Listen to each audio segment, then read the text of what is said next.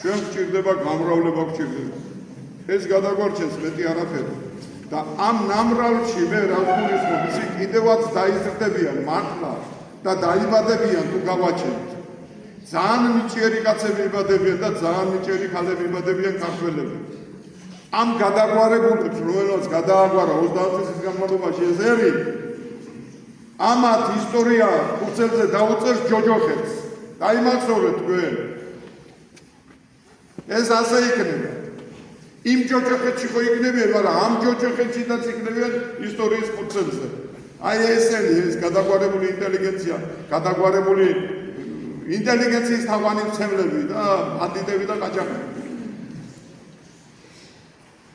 ხო და ეშმაკეულებს არ აყვეთ. სიტყვა რაც გესმით თქვენ რა გადაგვარჩენს, გამრავლება გადაგვარჩენს, ოჯახი გადაგვარჩენს და ქართველი ხალი გადაგვარჩენს მამაცი ქრისტიანი მართლმადიდებელი. აი ეს გადაგვარჩენს, ამან გადაგვარჩინა. ქართველ კაცს ჰქონდა ძალა, ხმლისიც და ტვინისიც, ჭკუაც ჰქონდა და ქართველ კაცს ჰქონდა დიდი ღირსება და დედა იყო. ზნეობრივი დედა იყო. ხო და დღეს სიტყვა ვის აქვს? უზნეოებს და არა ქართველებს.